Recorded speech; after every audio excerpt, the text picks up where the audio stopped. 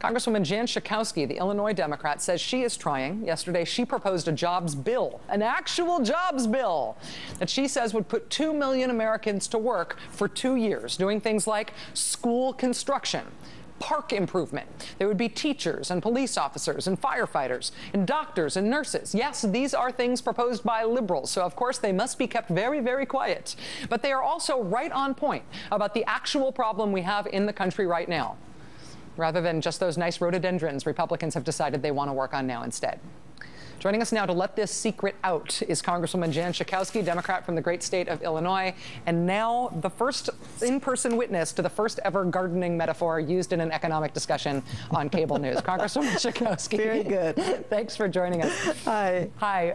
Thank you, Rachel. Your proposal is about infrastructure investment, rebuilding schools and parks, employing people to work in things like childcare, healthcare, and in their communities. How much support do you have, and do you think you can get for this? I think I'm going to have a lot of support, certainly in the public. We've had thousands and thousands of reactions to the introduction of the announcement of a jobs bill. But it starts with a very simple idea, Rachel, that if you want to create jobs, create them. That if people need to be hired, hire them. You know, if we put money in people's pockets by having jobs, then we're going to stimulate the private sector to do that. And this idea of putting 2.3 million people to work right away and doing things that need to be done, economists say could lower the unemployment rate about 1.3%, which isn't everything. We have to do better yet, but it's certainly a good start. And it's at a very reasonable price. We're talking at about $230 billion over 2 years.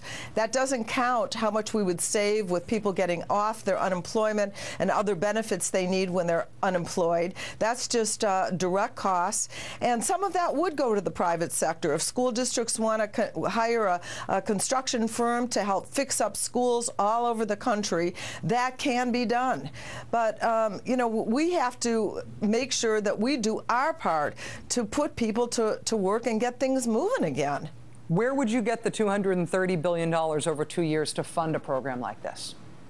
You know, well, that's pretty easy. I have a companion bill, the Fairness and Taxation Act, which taxes, as 81% of Americans think we should, millionaires and billionaires. But there's plenty of loopholes that have been on the table for a long time that we've been talking about. The oil companies, the companies that got breaks sending jobs overseas.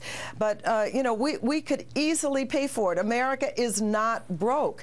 And I appreciate that you've been talking about growth as a way out of this economic recession that we're in, because all the discussion in Washington has been about cuts and, of course, resisting any new revenue. But actually, if we had, for example, 5% unemployment, we would be fine. There would not be any problem. So we need to bring down that unemployment number. The last week in economic and business news has frankly been terrifying, even to people who like roller coasters. The way the market has gone up and down, the downgrade, the controversies surrounding that, and frankly, the way that it has been treated both in the media and in the political press in particular. Are there signs to you that any of the shocks we have just been through might be enough to change what is possible in Washington? Well, I certainly do hope so. I don't know. The 6 Republicans that have been appointed to that super committee, all of them signed a Norquist pledge not to raise taxes.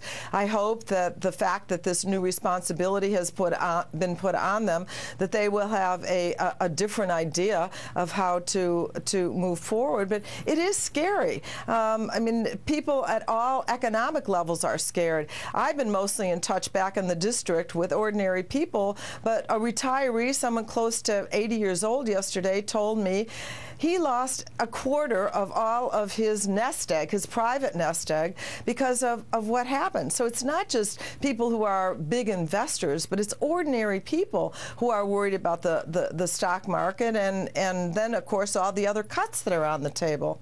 Democratic Congresswoman Jan Schakowsky of Illinois.